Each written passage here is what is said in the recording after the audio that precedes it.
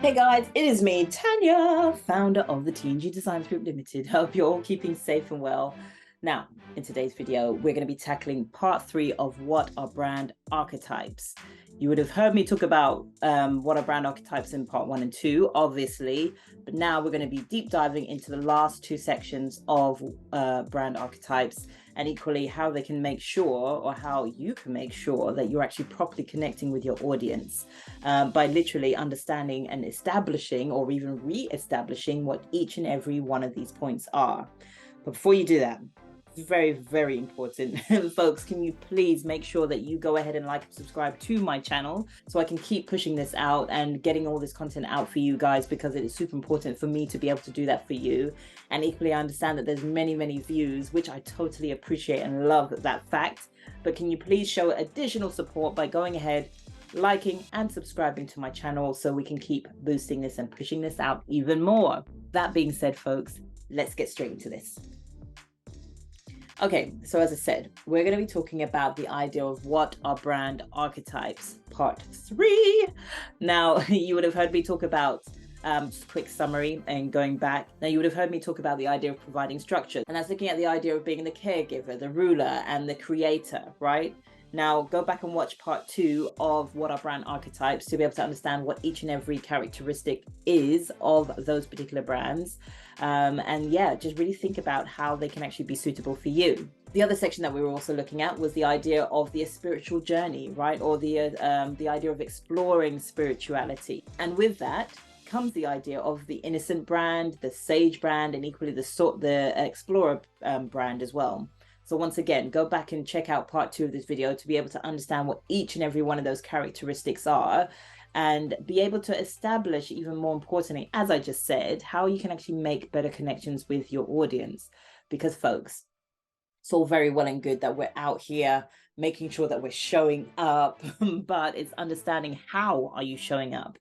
When you understand what your brand archetype is, when you understand what each and every one of those characteristics are for yourself, you get to speak to your audience in a more clear-cut and concise kind of a manner, which cuts out all the faff. It gets straight to the point and allows you, as I said before, to make those better connections, because that's what it's all about. People need to understand that you understand them, and by understanding these characteristics, you're going to be able to do that. So go back and watch part 2 of what are brand archetypes. But before you do, make sure you just go ahead and finish this video first, please. Thank you very much. So let's get stuck into the idea of part 3 of what are brand archetypes. Okay, so the first thing that I want you to think about, which is in the 3rd section of the archetype wheel, right, is the idea of how you leave a mark, or you're leaving a legacy, right? And this one in particular always puts a smile on my face because I'm a bit of a rule breaker myself. However, you know, I think I'm more of a creator kind of vibe. And if you're wanting to understand that a little bit more, as I said, go back and watch part 2, but continue with this flow for the minute. So the outlaw are typically those who go against the grain. They kind of like, you know, push against the rules. They see what the rules are, but they're going to raise you then some, right? They're going to do something completely different. And they're going to make sure that they stand out while they do it. And equally, they want to make sure that they are all about the idea of desiring freedom. They want to make sure that they have that freedom to be able to just be them, right? To be on the road, to do what they need to do, and to be able to make sure that justice is served. And the reason why I said that particular part, because I want you to start thinking about the characters again, right? Remember we introduced that in the last video. So now think about what the characters could be. And I'm going to give you an example, is literally William Wallace from Braveheart, right?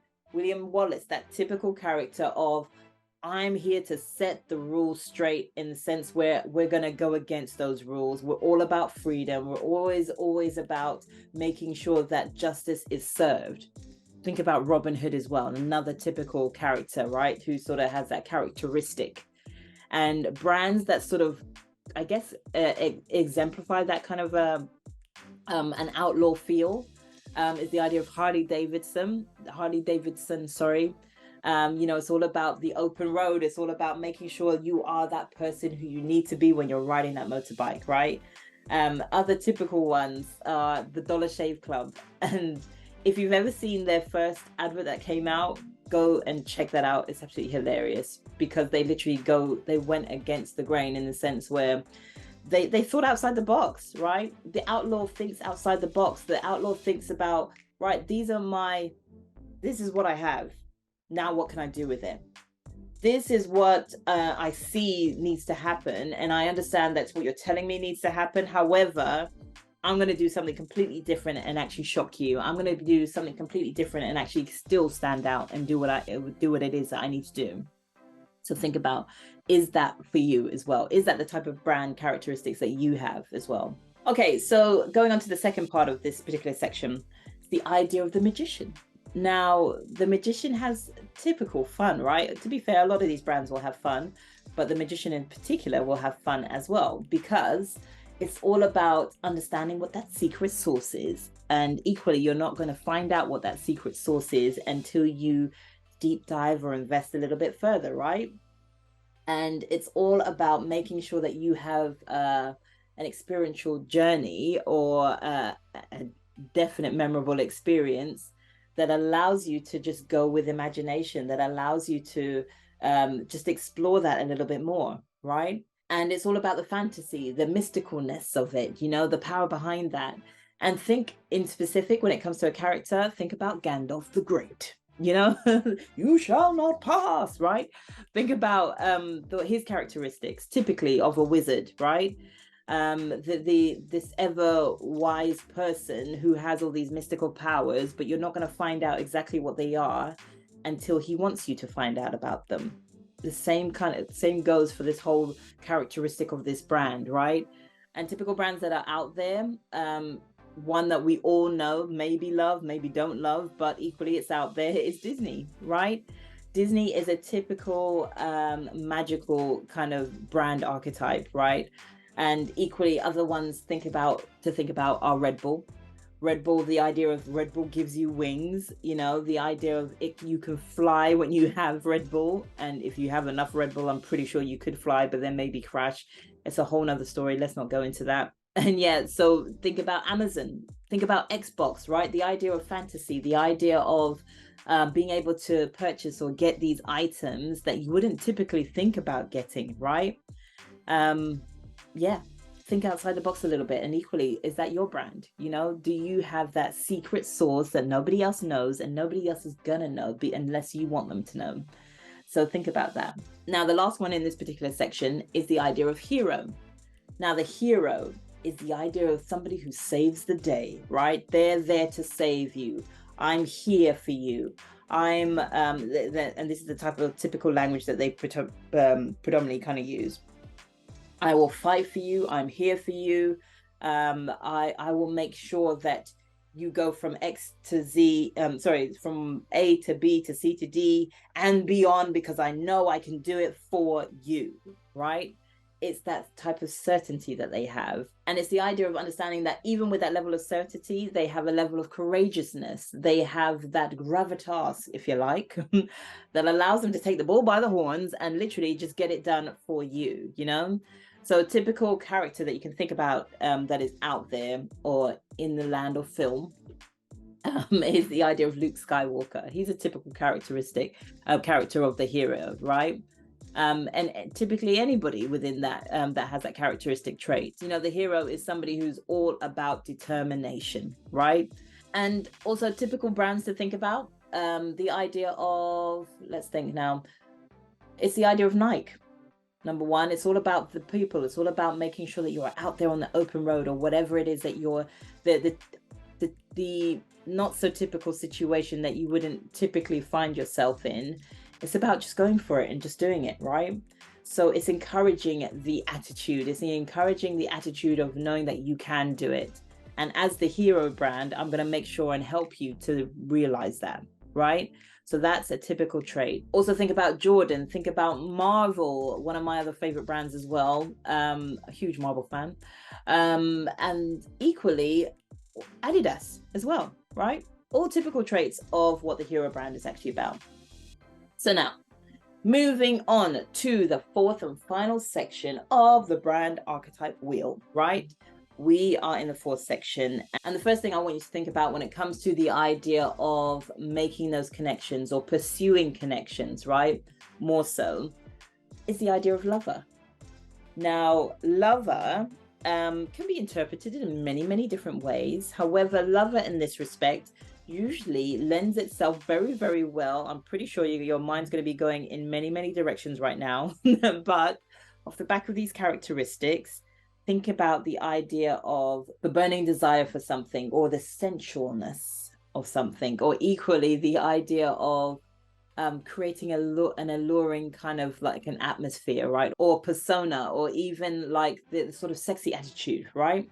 So typically, the character that we all know, I'm pretty sure, comes to mind is the idea of Marilyn Monroe. She encompasses the idea of lover, right? That character.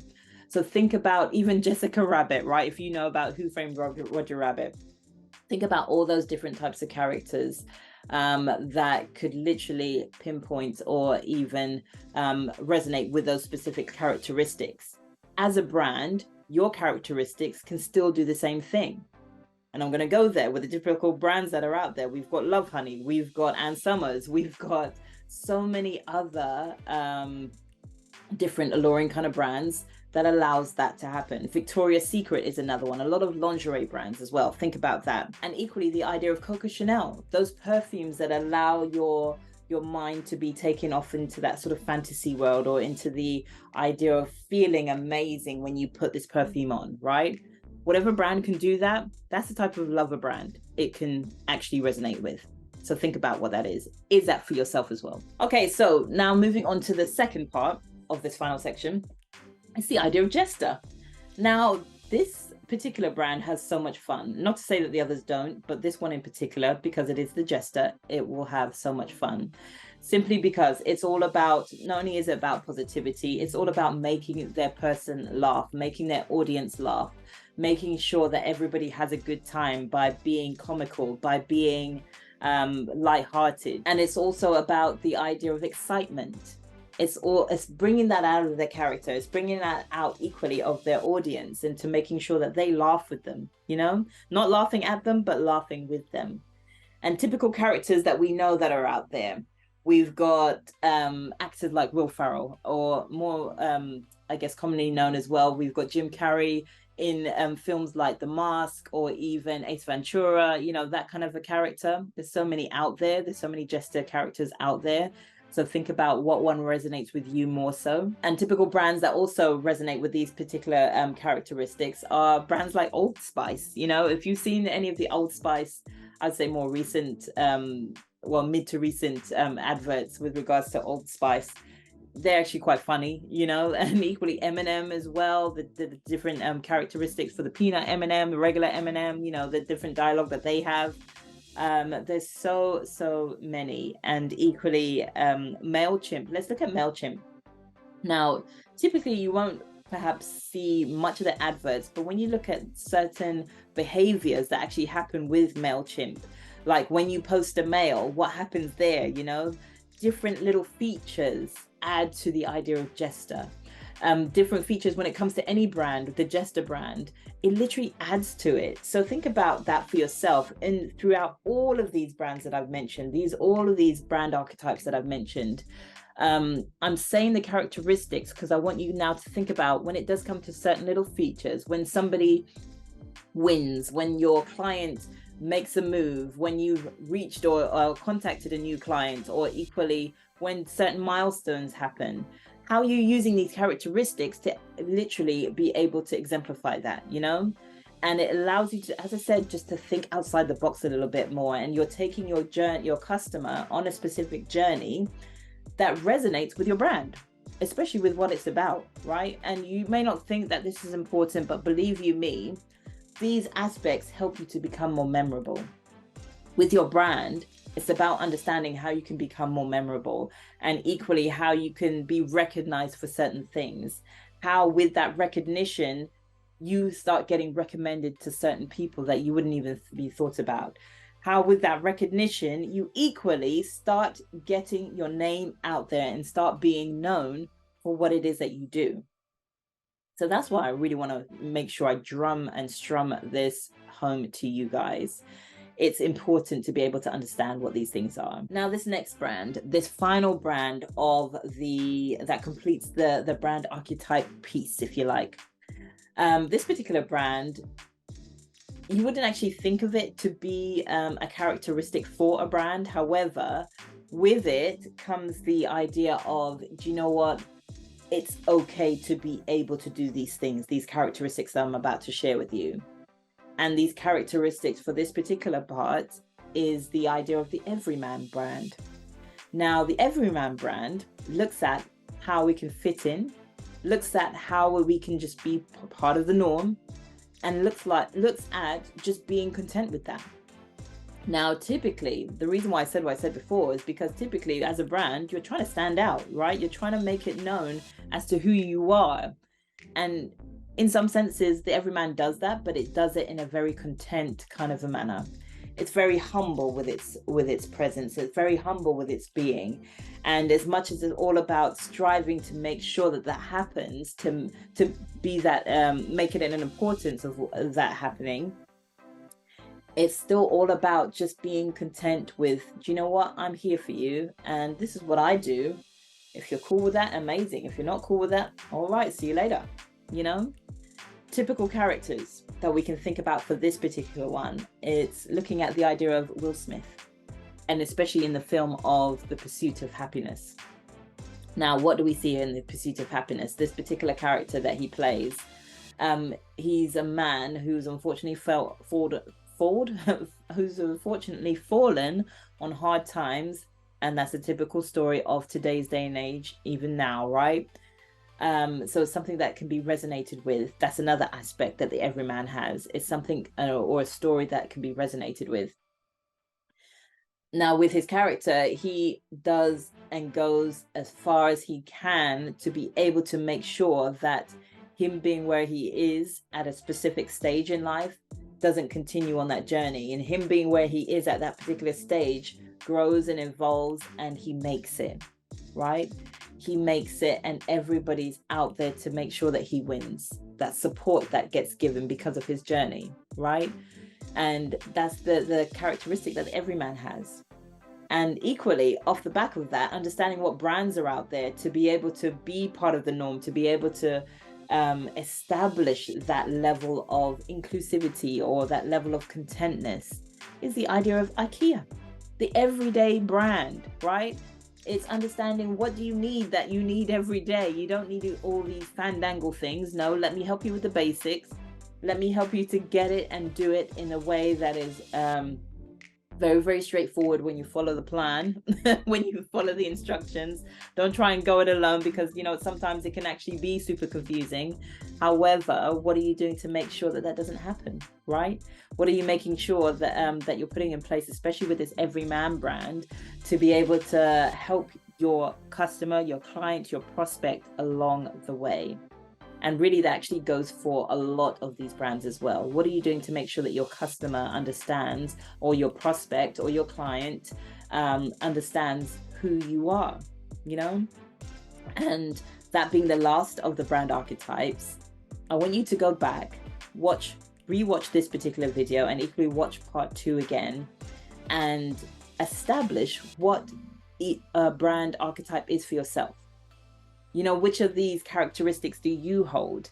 And let me know in the comments, because I really, really want to know. And as I said before, make sure you go ahead and download my guide, which will literally allow you to establish this even further. Okay, so when you click on the link that's below in the description box underneath this video, you're going to be getting a guide which will allow you to understand what your persona is for your business, the physiology of your business, what is the actual people pool that you should be tapping into, and equally the type of connections that you should be making, and how you can actually start making those or using those messages that are congruent to your own personal stories and to your values and to your brand characteristics, your brand archetypes, and equally how with all of that you make those better connections that start attracting the audience and the clients and the prospects that you actually want to be working with. So folks, I'm going to leave it there. I really hope that this video of what are brand archetypes actually helps you, please let me know in the comment section below. Let me know your thoughts. Equally, go ahead and reach out to me, because I'd love to find out how I can actually help you. I know there's a lot of people watching this understanding that, you know what, Tan, I really need to be able to understand, this is where I am right now, but equally that's where I want to be. So how can I do it? Well, you do that by reaching out. That's the first step, folks. And that's the first step to making sure that you make the correct move for yourself.